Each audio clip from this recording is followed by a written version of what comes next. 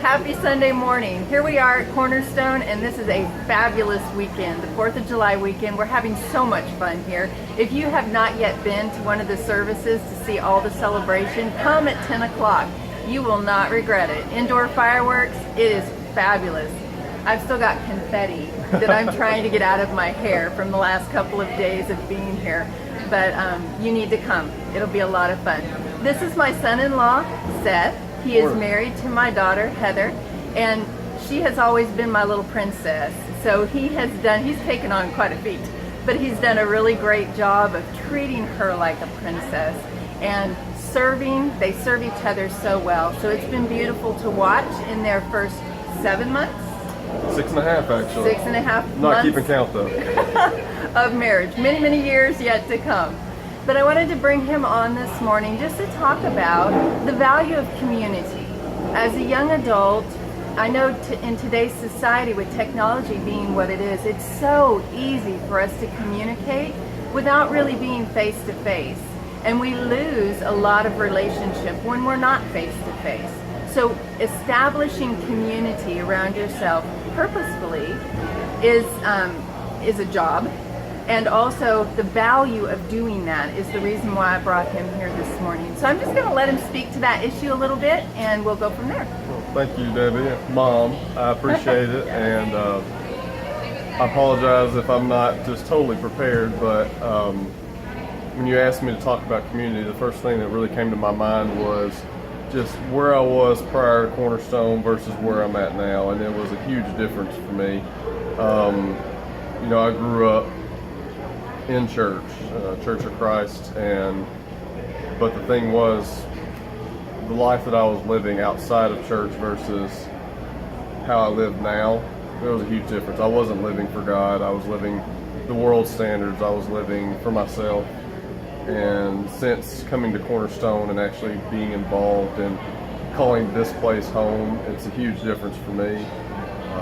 The people that I was around then versus who I'm around now is such a huge impact, and it makes a lot of things easier when you're around other people that are following Christ and just pouring that life into you and encouraging you and being there for you. So that's easily the biggest thing that I can think of when talking about community and being around others that follow what Jesus has called us to do. Absolutely, whether it's accountability or just authenticity, learning to live the same way in every situation in your life. And that's called integrity, actually, that you are the same in your home, in your church, in your job. And as young adults, I'm watching this generation learn that idea of what authenticity is all about, and really they value it, and they're learning to walk in it. And so as I'm watching Seth, and as he has come to Cornerstone, and that's when we got to know him, is when he first came to Cornerstone. He kind of joined us, and I'm so glad that he did, not just because he's my son-in-law, but also just what he was saying, bringing to his life the ability to be the same no matter where he's at, and how friends and surrounding ourselves with people who can help us to be that same person no matter where we are. And even I'm going to be 50 in October, and even as a 50-year-old, I have friends, my girlfriends, if you will, and we went out to dinner the other night together and just enjoyed each other's company. And these are the ladies I have surrounded my life with that help me in difficult moments, provide accountability, provide encouragement to me, and help hold me steady when I'm going through difficult times. So is there anything else that you want to add to what you were saying? Well, and I'll just add on, like you said, a little bit from the marriage standpoint. Yes. And being newlyweds, of course, we got things that we work through on a daily basis. I mean, it comes with the territory, but having a community of people and being able to come to them, and there's any number of people here at the church that we have called mentors and friends and confided in and received wisdom from. So that has also been one of the other major aspects that just I'm very appreciative of and very thankful for the Lord for. And